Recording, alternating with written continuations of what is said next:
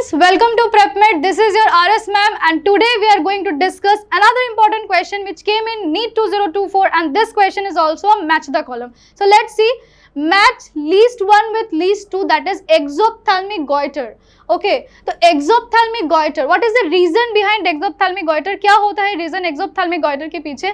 तो exophthalmic goiter के पीछे जो reason होता है वो है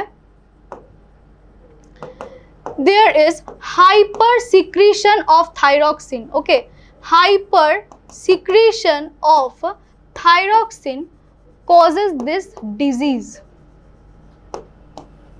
तो मेन रीजन क्या होता है, थायरॉक्सिन का जो लेवल होता है वो बढ़ जाता है. तो यहाँ पे देखो, excess secretion cortisol no, hyposecretion of thyroid hormone no, hyper secretion of thyroid hormone and protruding eye. तो एक्सोप जो थैलमोस का मतलब ही क्या होता है, प्रोट्रूडिंग आई. तो यहाँ पे ए के साथ the corresponding of A will go with 3. Acromegaly, तो एक्रोमेगाली किसमें होता है, ग्रोथ हार्मोन के बढ़ जाने से क्या होता है, एक्रोमेगाली होता है. तो acromegaly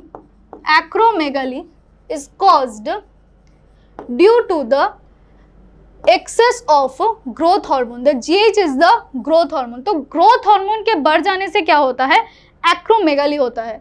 तो यहाँ पे देखो, excess secretion no, hyposecretion no, excess secretion of growth hormone direct line है. तो B के साथ the B is corresponding to 4.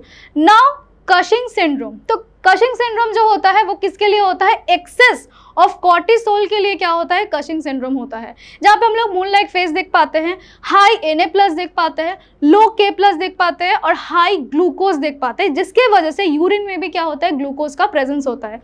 तो कशिंग सिंड्रोम से excess secretion of cortisol, moon face and hyperglycaemia. तो this will go with 1. Cretinism. अब why do cretinism occur, the cretinism hyposecretion of thyroid hormone के वजह से क्या होता है, क्रेटिनिज्म होता है. अब हाइपोथायरॉइडिज्म के बहुत सारे केसेस होते हैं. एक तो अगर चाइल्ड में हो हाइपोसिक्रीशन ऑफ थायराइड हार्मोन तो क्रेटिनिज्म होता है, अगर एडल्ट में हो तो मिक्सेडेमा होता है. और आयोडीन की डेफिशिएंसी की वजह से अगर थायराइड हार्मोन लेसर सिंथेसिस हो तब क्या होता है, तब सिंपल गॉइटर होता है. तो this are the cases of hyposecretions of the thyroid hormone. अब क्रेटिनिज्म किसमें होता है, यूजुअली ये चाइल्ड्स में देखा जाता है. This patient basically have stunted growth, low intelligent IQ, deaf mutism. So this are the problems which are mainly faced by the child who are having lesser secretions of the thyroid hormone. तो यहाँ पे cretinism will go with hyposecretion of thyroid hormone and stunted growth. So let's match the following, that is A. The A is corresponding to 3. The B is corresponding to 4. The C is corresponding to 1. And the D is corresponding to 2. Then A3, B4, A3, B4. There are two options similar, C1. So we will go with option number 4. So option number 4 is the correct answer of this question. Thank you very much. Stay tuned with PrepMed NEET Hindi for more update. बोलेगा last time.